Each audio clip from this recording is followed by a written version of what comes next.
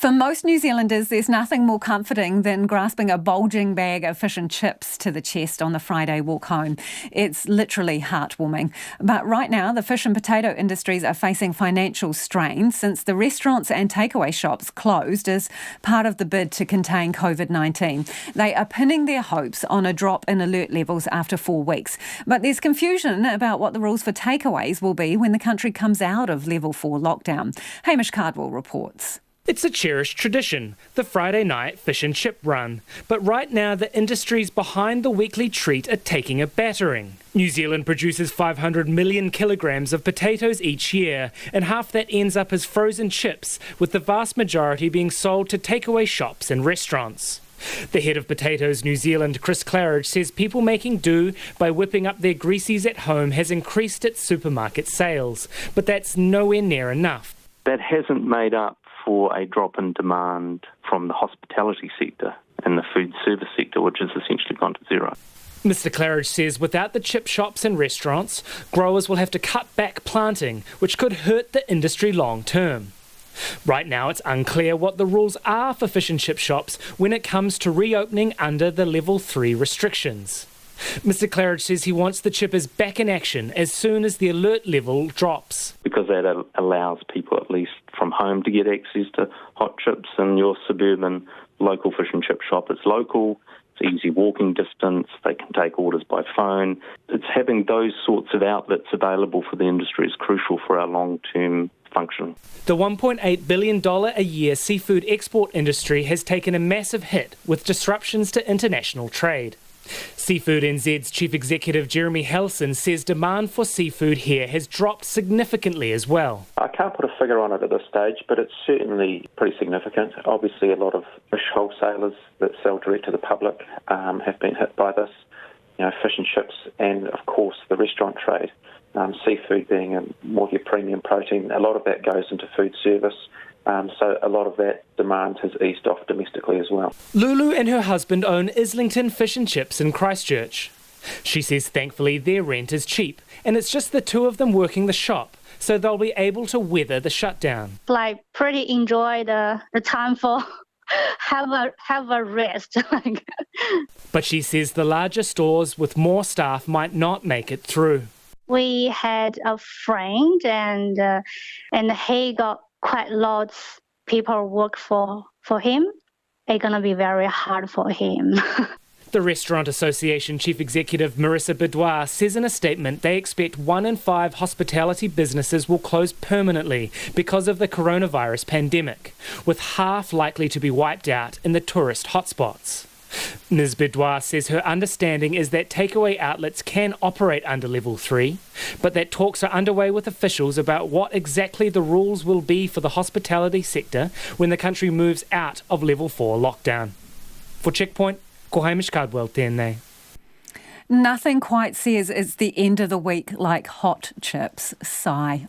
I think we're in totally uncharted territory, and to have something like this food distribution centre that today will probably package up 1,500 packages of food really is unprecedented, but we're there to help meet the urgent need.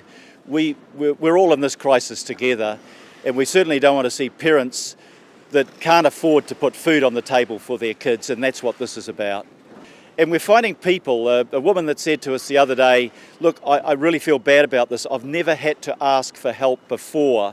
But my husband's lost his job, we don't have backup savings, and we're really desperate for food. We've created a production line on the floor, some creative thinking of us we're used to putting together festivals on Greensfield sites from nowhere, so an interesting challenge, but the same theories. So we started off with the boxes getting built, and we've got a team who do the boxes. There's 2 boxes and the labels get put on the boxes. People then come around with trolleys. They put 2 boxes on the trolleys. There's 30 items. They go past each pallet where we've had a drop and they pick up one of the items, put it in the box, come to the end of the line. They then go drop the 2 boxes at a table that then goes into a courier post mini pallet, which is the little thing, metal crates that they use for shunting around the country. And I think we get about 20 boxes on a pallet. and then New Zealand couriers send a big truck and then take it then for distribution. The packages are uniform, they're largely non-perishable goods. We take the calls using council staff at our contact centre. They've been trained to ask the questions, establish the need. The orders are put through here. We've got the Spark Arena and its staff doing the packaging, Countdown supplying the goods, New Zealand couriers delivering to the door, and the process is being paid for with funding from central government. So it's a all of New Zealand approach, private sector, local council and central government, and designed to make sure that those that are in desperate need are getting the help they need at this time of crisis. So today there are a total of 54 new cases to report. 32 of these are confirmed cases and 22 are probable cases. There are no additional deaths to report, and we can report that 241 people have now recovered from their COVID-19 infection. So the new total combined of cases, both confirmed and probable, in New Zealand today is 1,160. Today there are 12 people in hospital, and 4 of these are in intensive care units around the country, 1 in Wellington, 1 in Waitemata, 1 in Counties Manukau and 1 in Southern District Health Board. 1 of those people is in a critical condition. And 1 person has been discharged from hospital since our update yesterday. For the cases we have information on, 42% are linked to overseas travel, so that proportion continues to drop. And 41% are contacts of known existing cases. And we have confirmed community transmission at 2%. The balance we continue to investigate to get to the bottom of where they may have been infected. The ethnic breakdown is as follows: 73.3% European, 8.5% Asian, Māori is 7.8%, and Pacific 3.4%. As usual, we will publish all the details, including demographic information, on our website this afternoon. We're continuing to see testing happening across the country. The 7-day rolling average of the number of tests is 3,063. The total tests undertaken to date is 42,826, and yesterday there were 2,908 tests undertaken. We will be also publishing that daily test number on our website, and we will do that from the start, going right back to when we first started testing, so that people can map, if they wish to, the number of tests undertaken each day. Our test capacity, despite that increase in test numbers, gradually continues to increase, and as of today we have enough tests onshore, complete tests, to do 44,000 tests, and that will be up to between 50 and 60,000 even with ongoing testing by the end of this week. We have 50,000 nasal swabs in stock and are expecting a further 250,000 such swabs over the coming 3 to 4 weeks from a local supplier. People will be interested to know that the World Health Organization has updated its advice on the use of masks, in particular in the general population. And just in summary, the WHO does not recommend the use of medical masks by the general public, except in particular circumstances where someone is sick and wearing a mask protects others, or someone who is caring for a sick person and the mask can help to protect them. That advice is on the WHO website. And a final comment, just to reiterate my point from yesterday: if you need medical attention for anything, whether it's COVID symptoms or a non-COVID illness, any exacerbation of an existing illness, please do seek medical attention promptly. All general practices and other primary care providers are able to tend to your needs, and please get onto that quickly. And just to clarify, that travel for essential healthcare in another region, essential medical care, is classified as essential travel, and people should undertake that travel to get care that might be required out of their district. And the advice on our website will be being updated today. On to COVID-19 related matters. I can also report that we do, as the Director General of Health says, continue to ramp up our testing capacity. We are testing more and more people, and the growth in the number of new cases remains relatively consistent. While I still urge caution, this does suggest that what we are doing as a nation is working. This was echoed earlier today on 9 to Noon by John McDermott, who leads the team of data scientists that I referenced on Sunday. He said over the next day or so, we could begin to continue to see the impacts of alert level 4. He says, quote, when numbers start to fall, that is the first indication your interventions are working. John explains we need to go through 3 phases. You start with an outbreak, then secondly, you want linear, which we have seen over the past few days, and thirdly is the phase where you see cases start to fall. He is cautiously optimistic that what we're doing with the lockdown is making a difference. But as with any data analysis, there are always possibilities of setbacks. But for the moment, we do appear at this early stage to be on track. Another reason, if one was needed, of the need to stay at home. Now is not the time to change any of our behaviours. Now that doesn't make the physical isolation any easier. So I also note today that we have announced a range of support being rolled out to help look after people, look after their mental health as we fight COVID-19. Details of a targeted Pacific Communities health response to the virus have also been released. I can also share that as of last night, the government's wage subsidy scheme has provided support to preserve the jobs of over 1 million New Zealanders.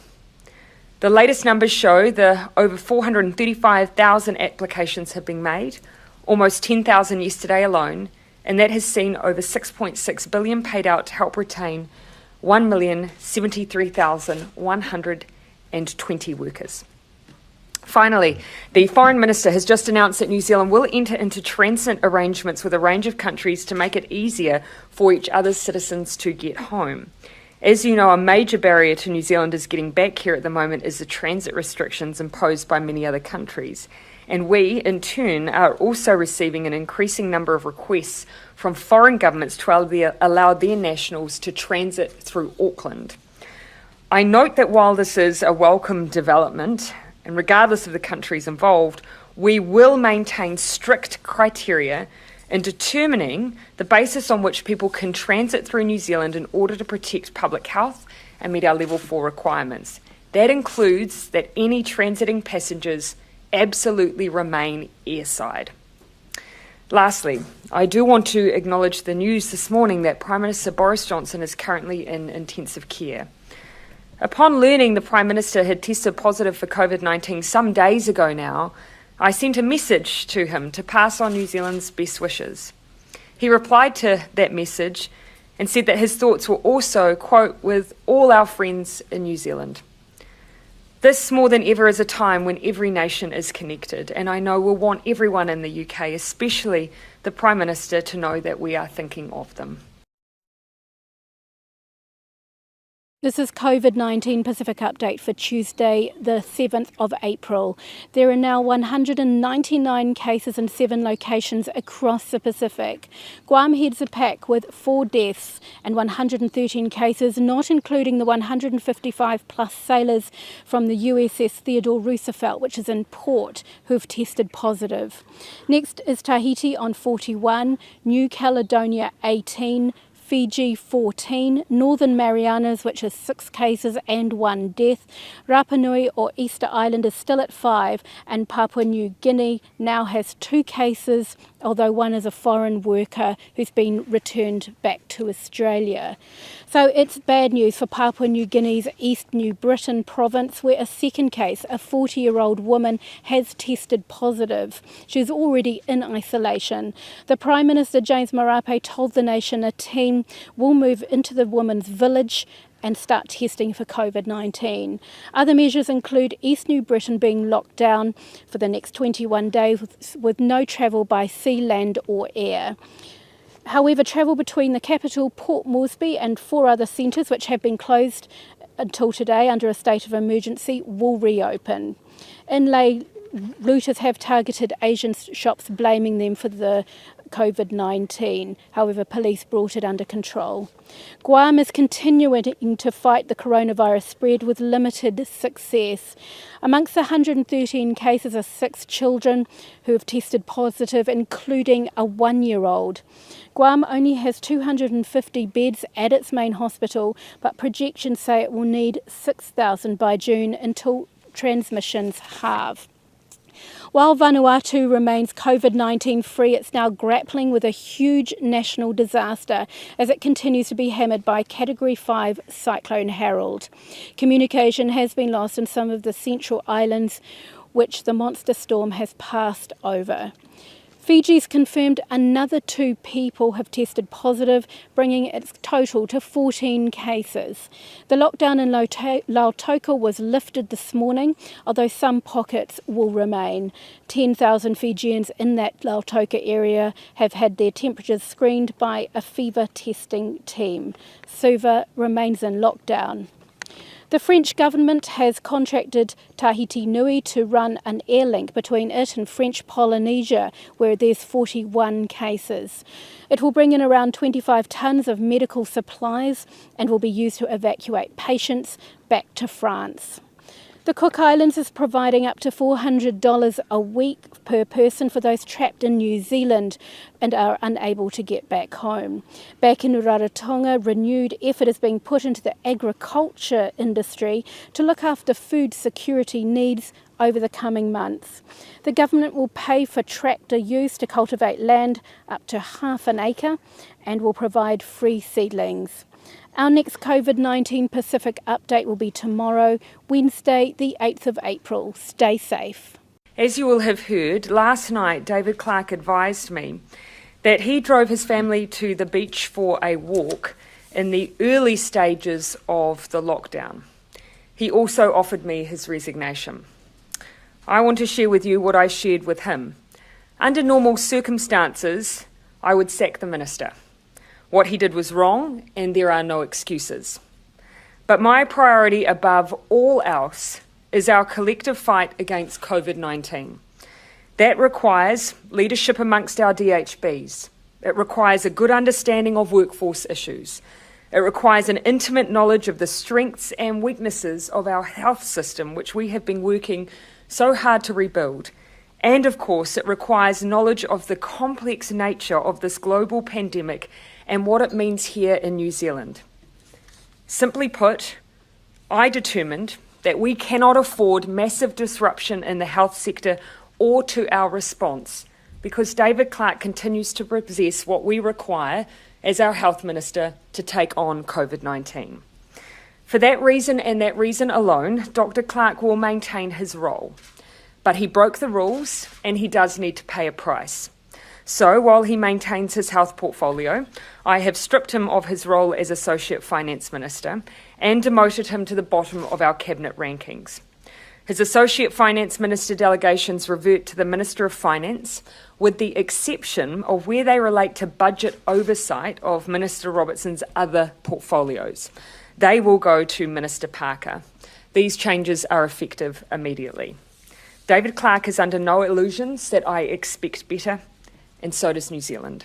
Politics. Health Minister David Clark has admitted breaching the rules of the lockdown. He offered his resignation to Prime Minister Jacinda Ardern, who turned it down, although she said she wouldn't have if it wasn't for the exceptional times, and that she's saying that the need for stability in terms of health leadership means that David Clark is retaining his portfolio, but he's been stripped of Associate Finance and demoted to the bottom of Cabinet. Let's bring in our political editor, Jessica Mackay, who is also Team Red, so is on today. Jess, it's so good to have you with us. That pretty much sums it up, really, doesn't it? Yeah. That's where we're at. Isn't this extraordinary? If I felt like I wasn't using that word almost every week at the moment, we've got this situation where the health minister, the person in charge of leading us in this health pandemic, has repeatedly broken the rules. Yeah, he has, and he ought to have known better. I'm really staggered by the timeline. I think of all the things that I'm bewildered by. He didn't tell the Prime Minister about his walk to Doctor's Point, which took place 2 Saturdays ago. He didn't tell her until yesterday. And he said, I was going back in my mind over the events of the past, the lockdown. And I just remembered, look, we have to take him at his word. He said that repeatedly, but I'm incredulous that it took him so long to remember doing that. And I wonder if that's the major thing here. On the Thursday, when this story came out, where we saw that photo of him with his sign-written van on the mountain bike trail, I wondered then if he'd come forward and said, actually, I did this, and now on reflection, I've done this, this, and this, whether either offering your resignation that day or saying to the Prime Minister or trying to go to the public begging forgiveness on this may have given him some leeway. I doubt it, but that would have been one option to do it, rather than dragging it out for these 4 days, refusing to front. Yeah. And I was listening to Postgame yesterday, and the Prime Minister was being questioned on the bike ride, and it was starting to sound a little bit tired, that question line. And meanwhile, we learned that Simon Bridges has been commuting between Wellington and Tauranga, and we'll obviously ask Simon Bridges about that when he's on the program tomorrow. But what he's done is he's re-oxygenated a story that was running out of air. He should have come clean from the outset. And I just wonder also if people's appetite for these political stories aren't there. They're not as hungry for it as perhaps we would be in other times, except for the fact that this is exactly about what we're doing every day. And I made the point last night in my live cross. It's the people sitting at home watching this who are making the sacrifices, who are following the rules, who are trying really hard to listen to everything that the Prime Minister and the Health Minister says. And then you've got the Health Minister going and breaking the rules and talking to his wife about it and saying, oh, should we do this? Actually, yeah, we should. We're fine. So I just think that's what's caught him out in this. And there's no doubt that he came on and was very apologetic. But gosh, it's going to make his job really hard. And I just wonder if he may stay in place for the lockdown perhaps, and then we'll have to see, because I mean the writing's on the wall with the Prime Minister coming out and saying in a different circumstance she did he'd say be that. gone. Yes. And I just and that's the thing, not telling her all of it. If you make a mistake, make several errors of judgment, you have to own it straight away, because it's always going to come out. Yeah, you have to own it ASAP, don't you? As soon as you possibly can. And you and have to front own on it too. Yeah, absolutely. To the public. And that's the thing with this. You can apologise to the Prime Minister. You have to apologise to the public in this. And that's what matters in these situations. And if we consider the politics of this, and you're right, I think some people don't want politics at the moment. They just want COVID-19 to go away. But if we consider the politics and we look at the cohesion of the messaging from Dr. Ashley Bloomfield, from the Ministry and the Prime Minister, who have been a fairly impressive combination. But David Clark is the robber's dog, isn't he? He's a disaster in terms of the government's credit, I guess, to reduce this to sheer politics. So his own cabinet colleagues are going to be looking askance at him and thinking, you blew it, mate. And imagine how frustrating it must be for the Prime Minister. You're going day after day delivering these messages, trying to get it out there, trying to say to people, look, you've got to follow the rules. Please do this. We need this to work. We're all making massive sacrifices for our jobs, for the economy. We need to make this happen. And then you have your Health Minister. And let's not lose that. It's the person who has one of the most responsibilities for this pandemic, not following the rules. And it's if it was one bike ride that you perhaps could forgive a misjudgment, but it was a walk, it was a bike ride. And I just think that and not owning up to it and not telling the whole truth about it and letting it linger and hoping, as you say, that perhaps it would go away. What can the Nats do with this, given that Simon Bridges is doing this strange commuting job between Tauranga and Wellington? How strong can they go? Has he made them weak in terms of their attack line on this? They'll depend. You can look at it with both sides with this. So the situation with Simon Bridges is that he's chairing this head of this committee looking into COVID-19, holding the government to account. Now, it's held on Zoom, and that's obviously the online place where people can talk about things without having to be in the same place. But instead of doing that in Tauranga, he's coming to Wellington to do that. Now, their argument is that he's coming to do his job, and he is the leader of the National Party. They don't want a patchy connection in his home, so they want to. It's important, and they want to do it, but it's the situation where, yes, he is the leader of the National Party, but it's really hard because he is travelling region to region. Yes, he's coming to do his job, but it does make it hard where we're being asked to break the rules and make allowances. Yeah. And he's an essential service. He's holding the government to account. But I just wonder for his own sake if it would be easier for him to be doing it, get the setup in his home or perhaps even in his electorate office, which isn't very far from his home.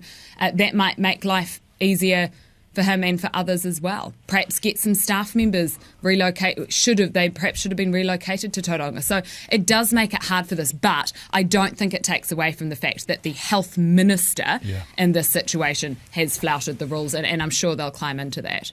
Jessica Much-McCoy, we so appreciate you joining us, and I know you'll be all over this today, our political editor. Thanks, Jess. Really nice to talk to you. And now for more on this, we are now being joined live by Jagriti Dave from Washington, D.C. Jagriti, a very good morning to you. Thank you so much for joining us. So tell us, we know that the death toll in the U.S. has crossed the 10,000 mark, and it seems that the country is gearing up for what many are calling the hardest week of the pandemic. Could you share a few more details about the situation on ground? Yes, of course. As you say, over 10,000 cases, over 10,000 deaths, over 360,000 cases. This is one of the weeks that President Trump has said is going to be a painful week ahead. Today at the briefing, however, and indeed, as you talked about there with the Governor of New York, Andrew Cuomo, New York State, which is the epicenter of the pandemic in the United States, is appearing to show first signs of some leveling off. But both Andrew Cuomo and Dr. Fauci, the US's top infectious diseases expert, has spoken about this with significant amounts of caution. They don't want to preempt anything. They are making the message they're bringing out is that Americans need, and New Yorkers need to make sure that they continue mitigation, they continue social distancing. Right. They don't want to see another spike. They don't want to preempt a drop and then see another rise afterwards. Right. Now, we also know that President Trump has requested the Indian Prime Minister to lift the ban on the export of the drug hydroxychloroquine and even hinted at a possible retaliation if India does not cooperate. So now India has in fact lifted the ban partially. So can you tell us a little bit more about what this retaliation means that the President is referring to? Well, he didn't explain what the retaliation would be. He sort of, what he said was that, if he would ask the Indians if they would, he would ask the Indian Prime Minister if he would allow the drug for the US to put orders in for the drug. But if he didn't allow some of it to come through, then that would be okay. But then there would be retaliation. And it almost seemed like a throwaway comment. But of course, he's talked a lot about how the US has been treated badly by India with tariffs. They've had a long-standing issue with trade and with the issue of tariffs, viewing Indian tariffs as extremely high. And this is part of a long-standing dialogue between the two countries as to how they can resolve these differences. So one of the possibilities could be along the lines of tariffs. We've seen this with the US's relationship with China, and so this could be one of the ways in which this retaliation he might have envisaged. Right. Now, you also mentioned it, and so has the President, and he signalled at a possible levelling off of infections at a recent press briefing, which suggests that this could be the peak of the disease in the US as of now. So how accurate is this assessment of the situation? Well, there are different models at play here, and the health experts on the task force are using specific modelling to suggest that, as we know, the numbers, anything between 100,000 and 240,000 people could die. This is despite mitigation, but they said this is modelling. So this is a changeable number, they say, based on the figures that keep being added of the number of cases and the number of deaths. And so there isn't really what they're saying is what people are saying. The general feeling is that there isn't entire certainty on this. It appears that the peak is flattening. It appears that in other parts of the country there is suggestions that the number of cases are on the rise, and there could be a peak. So, say here in Washington D.C., for example, is one of the places they're looking at. Detroit is another city that they are looking at. New Orleans in Louisiana is another place that they're looking at. So different states are leveling at and rising and levelling at different periods. And so there isn't really one time where we can say this is where it ends in the United States. And the main thing is that Dr. Fauci, the infectious diseases expert on the task force, is saying that really he's suggesting may not be possible to go back to normal before there is a vaccine. Right. Jagriti, my last question to you. We are now hearing that the US will begin taking blood tests and samples to determine coronavirus immunity in the country. Can you tell us a little bit more about this? They are looking into antibody tests in order to essentially find out whether people have had the virus and whether they essentially have some kind of immunity to it. But this is one of the things. They're looking at therapeutics, they're looking at antibody tests, and of course the long term, the ultimate goal is to find a vaccine. These are all things that are in play. There are private companies that are working with the CDC and the government on all of these areas, and this is sort of really a race against the clock. The stay-at-home orders, the social distancing measures that have been implemented by the White House, they are at the moment in place until the end of April. And of course, this is hurting the economy, this is hurting people's livelihoods. And so the race for all of these elements is on to try to get this, to curb the spread as soon as possible. Right, Jagriti, thank you so much for your time and for your insights. We'll come back to you for more details soon. And now let's shift focus from the US to the United Kingdom. 24 hours after he was hospitalized for persistent COVID-19 symptoms, British Prime Minister Boris Johnson has now been moved into intensive care. Doctors at the St Thomas Hospital in London say that his symptoms worsened on Monday, forcing them to take this call. Reports indicate that the Prime Minister was given oxygen before being shifted to the ICU. But Downing Street is yet to confirm these reports. The government maintains that the Prime Minister has not been put on a ventilator. Downing Street's messaging has also changed over the last 24 hours. Initially, they maintained that Boris would remain in charge of the government, but the latest statement says that Foreign Secretary Dominic Raab has been asked to take over tasks wherever necessary. The Foreign Secretary has vowed to implement the PM's directives and assured that the government is under complete control.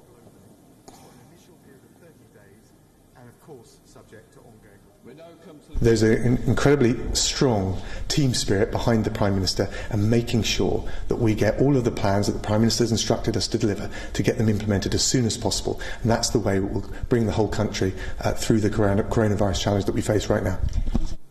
Dominic Raab will now be attending all the COBRA meetings and leading Britain's coronavirus response. Crucial decisions like the need for restrictions on movement will now rest on his shoulders. Even as the Indian Army in a major anti-infiltration operation neutralized 5 terrorists over the weekend, former top Indian Army brass says that Pakistan is now trying to divert attention domestically due to the COVID-19 crisis. This as it continues to use terror as a policy. Over the weekend, 4 soldiers under the command of a junior commissioned officer from one of the most professional para-SF units was airdropped near the LOC after information on the infiltrators was received. An intense hand-to-hand battle ensued and all 5 terrorists were eliminated. In the battle, however, the army lost 5 of its soldiers, 3 on the site and 2 more succumbed while they were airlifted to a nearby military hospital. The Indian Army Special Forces Squad was led by Subedar Sanjeev Kumar and included Havaldar Dhavendra Singh, Paratrooper Balkrishan and Paratrooper Amit Kumar, as well as Paratrooper Chhatrapal Singh. So what top former Indian Army had to say when it comes to Pakistan diverting the attention from COVID via terror? Take a listen. Well, as far as Pakistan is concerned, I think intent of the nation is more important than what exactly is happening within the nation. Pakistan is not really bothered as to what exactly is happening in certain areas, except the heartland where most of the elite come from. They also have the intention, which is their part of the DNA and instrument of state policy, to undermine India in whatever manner it can. And as such, it is trying to infiltrate people. We have had encounters in the last couple of days, maybe an intention to infiltrate people who carry coronavirus into our country. Where the world is combating coronavirus and Covid-19, trying to defeat Covid-19, and India has played a major role in that. India has done really well till now, and there behind our neighbor Pakistan continues the policy of terrorism, policy of infiltrating terrorists into our territories, to perpetrate terrorism in Jammu and Kashmir and rest of India. They have to understand that this may not be the right time. Terrorism in any case can never be supported, can never be condoned. Terrorism, an act of terrorism. The world is actually looking at a different world post COVID-19, a world which is more global, interconnected, and there we have Pakistan in its old ways, the Pakistani army which drives the India policy, backing terrorists, trying to bleed India with foreign cuts, not succeeding. The number of COVID-19 positive cases in Pakistan have crossed 3,750, with more than 50 deaths, even as reports have emerged over the difference in opinion between Pak federal and provincial administration with respect to lockdowns. Reports have also emerged of the number of COVID-19 cases being shifted to Pakistan-occupied Kashmir. This is in sharp contrast to what India has been doing at the global front, calling for a coordinated policy in SAARC and G20. The Indian Army has also led the national efforts, with quarantine camps being set up in Manesar, Jaisalmer, Jodhpur, to sending teams of doctors to the Maldives for around 14 days. As the world grapples to contain the novel coronavirus outbreak, Germany is outlining a plan for scaling back the coronavirus lockdown after April 19th.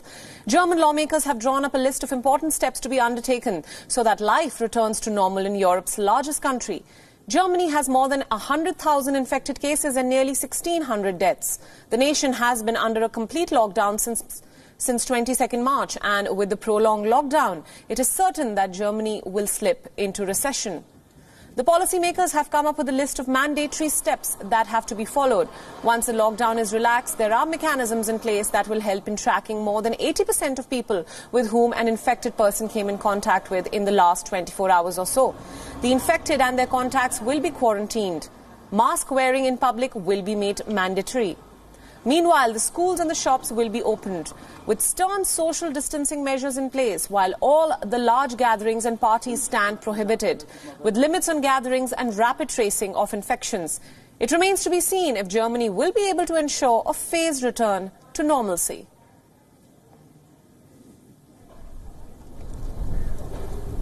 Give us a sense, a quick overview of where things stand for some of these virus hotspots. Well, let me just flesh out a bit of what you've been talking about. Now, the first time since January, Beijing coming out and saying that there have been no new deaths in the country, and the toll there remains at 3,331. The National Health Commission saying there were 32 new cases in China. All of them, they said, had been imported. Now, that comes in marked contrast to what's been going on in Spain and Italy. We've got the situation there with the two countries having seen nearly 30,000 deaths and 265,000 confirmed infections during this pandemic. Having a look at Italy, those numbers are shocking, but they did come out and report the lowest number of infections in nearly 3 weeks, and that's prompting debates on how and when the country should start emerging from a nationwide lockdown, which appears to be working here. France out with a continuing levelling off of cases, Paris signalling that confinement measures are indeed starting to contain the crisis. Elsewhere in Europe, Denmark joining Austria in announcing a gradual relaxation of measures imposed to slow down the spread of the coronavirus. The country there will press ahead with a cautious reopening of kindergartens and primary schools. That could happen as soon as the 15th of April. But of course, it has a caveat, and that is that the virus numbers should remain stable up till then. Chancellor Angela Merkel saying in her first news conference since returning from 12 days of self-isolation that it's too early for Germany to set a date for easing its lockdown. And as you've been reporting as well, New York Governor Andrew Cuomo saying deaths from the pandemic were showing signs of hitting a plateau in New York, which of course is a state which has become the epicenter of the U.S. outbreak. Guys. Rish, it's a different story in the UK right now. What's the latest on Boris Johnson? Well, it was about 9 hours ago, just over 9 hours ago, that he was transferred in St Thomas's Hospital in London to the intensive care unit there. Officials say that he is receiving oxygen, but is not on a ventilator. All of this against this barrage of questions that have been asked of the government there as it heads into a possible peak of the pandemic in the UK. The Prime Minister is fighting for his health in the ICU, his government under pressure to get to grips with the outbreak. We got UK deaths, though, slowing down for a second day, but people are still saying that the cases will climb over the next 7 to 10 days. And the country does remain in lockdown. Health services are trying to fill shortages of vital medical equipment. Now, Dominic Raab, the Foreign Minister, has taken over the helm there, of power, I should say. The decision to hand over power to him was taken after concern in the Cabinet and among MPs that Johnson should have been resting instead of working. It also does come amid suggestions that the seriousness of the Prime Minister's symptoms, including a persistent cough and high temperature, were underplayed by himself and his aides. And in Japan, Rish, we saw record stimulus to help the economy, but now we're awaiting possibly an emergency to be declared sometime today. Yeah, it could be. And we've got Shinzo Abe, the Prime Minister, set to unveil details of this record stimulus package worth close to $1 trillion as he tries to stop the economy there and entering into a free fall. And if you do some of the maths here, half of Japan's economy is set to enter a state of emergency. The government strengthening its response to the pandemic, deepening fears that output could plunge by as much as 20% in the current quarter. He's also going to be announcing a lockdown or an emergency declaration for Tokyo, Osaka, and 5 other prefectures, empowering local authorities to urge people to stay at home for 1 month. They may not actually be able to get out of their houses properly and walk around freely until the end of the Golden Week holiday, which could be the May the 6th. So the emergency declaration is set to cover Kanagawa, Saitama, Chiba, Hyōgo, and Fukuoka prefectures there.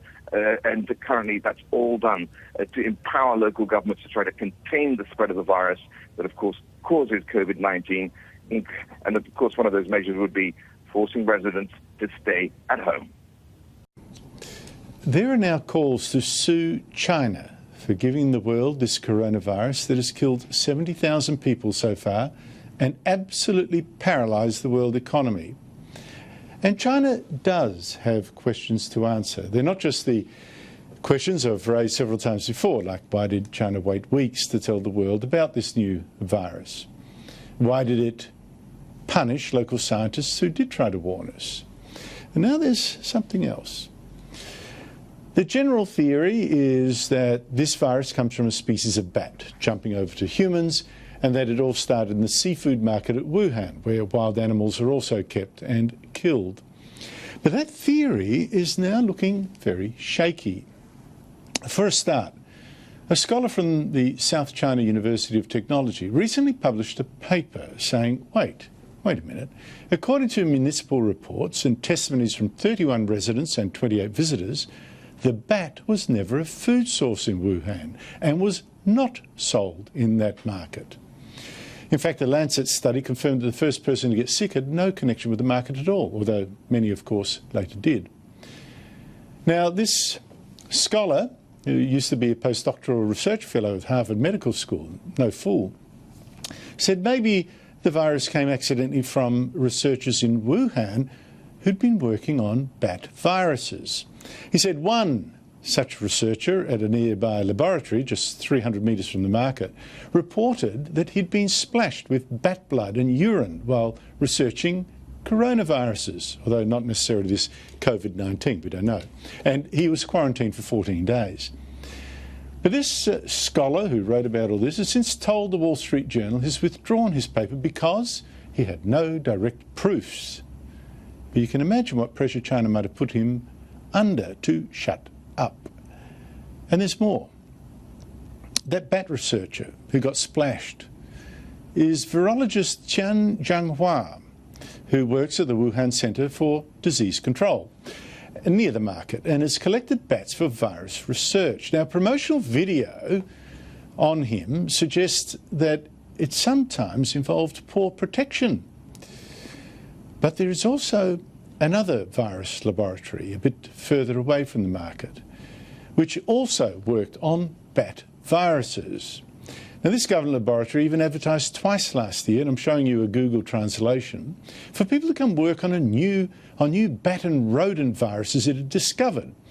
and to do research on bats and coronaviruses related to SARS, which this laboratory traced back to bats a decade ago.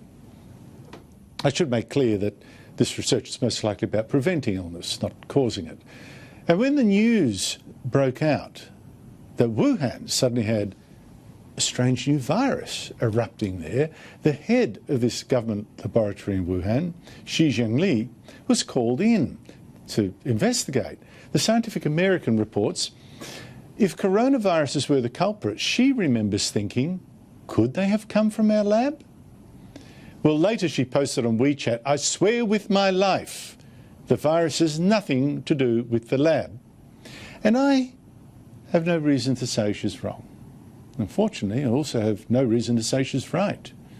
I don't know. And China is not the kind of country that would welcome a confession that one of its own laboratories was to blame for all this death and destruction. So, who knows if we'll ever get to the truth? But we must keep asking questions of China. And if that takes a lawsuit, why not? Over the span of 2,000 years, we have been given a collection of 66 books written by 40 people in various cultures, time periods, and languages. Today we call this collection the Holy Bible. Upon investigation, we find that these 66 books combine to form a message to humanity from a being outside of space and time by writing history before it happens. The Bible predicted the advent of the New Age movement and the New World Order thousands of years ago. It also tells us of a man who will rule this world empire and what his true intentions will be. All of this has been in the works for thousands of years, and it all hinges on Satan's ability to deceive mankind. The Apostle Paul in the 1st century AD wrote several letters to early churches, which are now called the epistles. The far application of these letters are a clear warning for us today. It is a warning of impending deception that will influence the whole world. Paul warns us of this deception in Ephesians 5, where he states, "Let no one deceive you with empty words."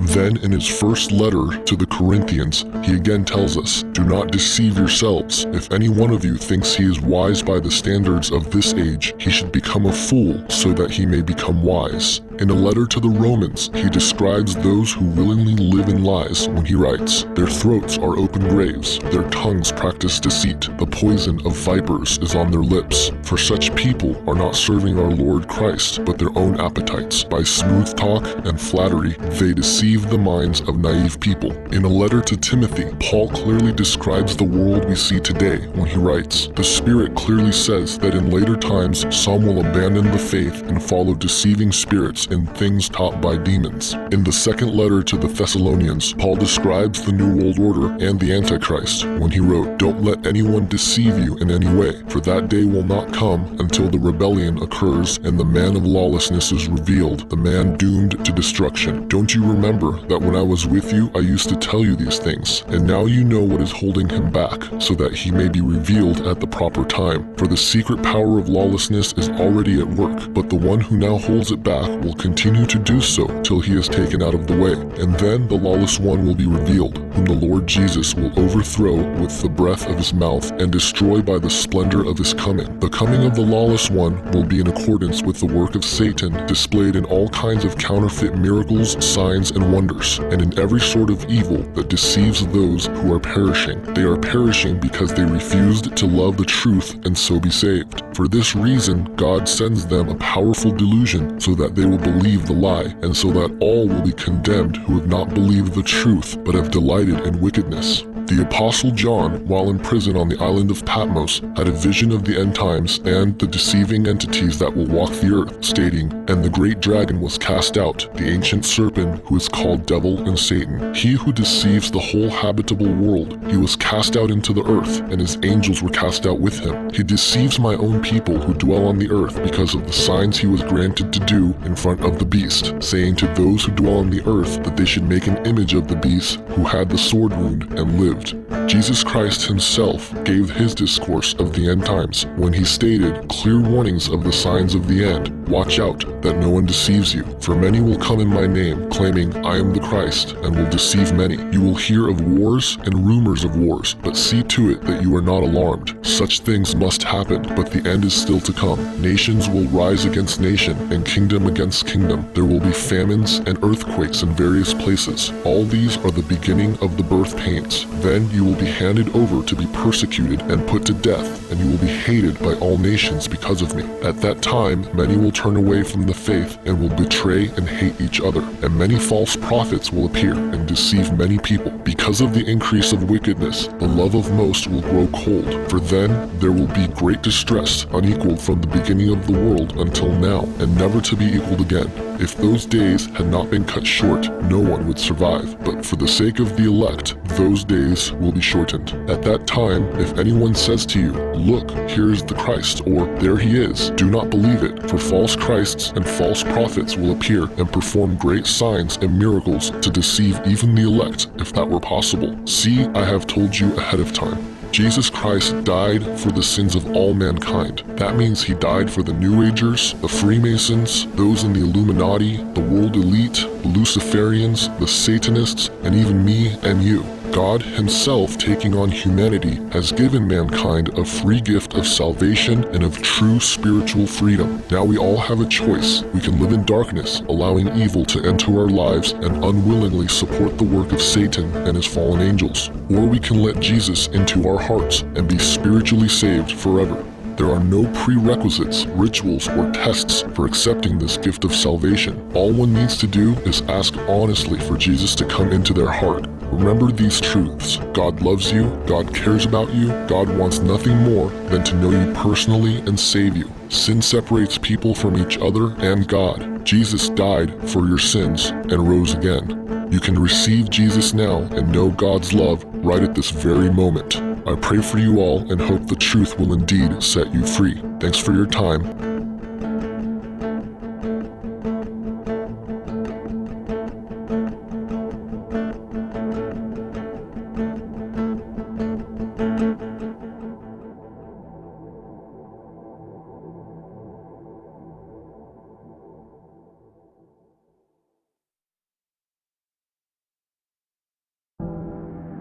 I think in conclusion, I'd like to appeal to those people that have been researching this for any length of time, specifically long periods of time, maybe even years. To you, I don't think this is going to require a lot of convincing. I think that subconsciously you know that a lot of what was said here is true.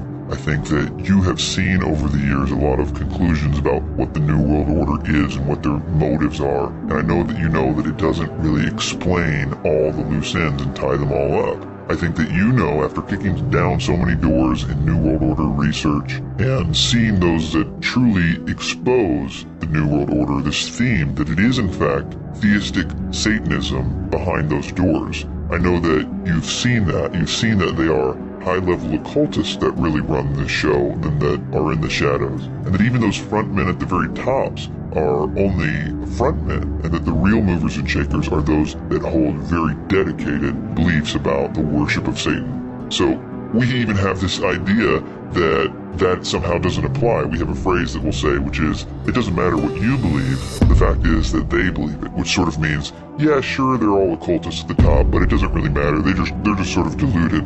And I think that's a very dangerous position, because if you actually are saying there that it doesn't matter, it's not actually true, there isn't really a Satan and there isn't really a power that they're serving, then we should just, again, think that this scenario has something to do with whatever we make it out to be. It certainly can't be about a cosmic war of good and evil, because we've already decided that that can't be true. Yet at the same time, we're pointing out that these people are knowingly worshiping Satan, which is something that the Bible has said has gone on from the very beginning. The kings and queens of all the old systems were always sacrificing their children to various gods and Moloch and these types of things. And they are still doing it today and are gaining power from it. The problem with believing that is it makes too much sense that all of this energy with the New Age preachers and teachers and truth movement icons and gurus are doing mainly two things. One, they're promoting this idea of a New Age coming in which you're going to be God and you're going to be evolved and and all the obvious stuff that's preparing you for the system of the Antichrist. And the other part of that is they're telling you that Jesus isn't good, you shouldn't pay attention to him, or at least they're trying to misdirect you, tell him he's just this other guy, he's not really who the Bible says he is, or they're trying to discredit the Bible. There's only two things that these guys are doing. They're telling you and preparing you for the new system that you're going to think is your utopia, and then they're telling you to not pay any attention to the man that the Bible said would crush the one that these people at the top are worshiping. Does anybody see a problem with that? That we have been told what to think about the Bible and Jesus Christ by Satanists. The problem here is that what we have been told and what we've been prepared to believe is all what we would choose to believe. It's all very seductive. They're telling you that you can be as God. They're telling you that there is no real accountability for your actions, that anything that you want to do is good and normal and should be praised. These ideas are very difficult to resist. Truth really is irrelevant at that point, because we will fight to defend those ideas, regardless of if they are true or not. And that's why there's so many conflicting quote-unquote truths in the New Age and in the truth movement. You know, that's why the first thing that you're taught in the truth movement is that truth is relative. Oh, it doesn't matter, your truth is just as good as my truth, and we'll fight to defend this completely erroneous idea. I've got news for you. It doesn't matter what way the universe operates. The fact is that it does operate one particular way, cause and effect, in a closed system. We are dealing with absolute truth. Maybe yours, maybe mine, but it is absolute, and it is one. We should be concerned about looking for the truth. And I suggest to all you researchers out there that you already have enough evidence to know that Jesus Christ is who he says that he is. You owe it to yourself to figure out more about him the way the Bible says that he is. Not the way that the New World Order says that he is, but the way the Bible says that he is. The Bible has been continually discredited. You're told not to listen to it. You're told not to pay attention to it. They do everything under the sun to keep you from it. They always have. So why don't you just realize that and take the time and figure out who is Jesus according to the Bible?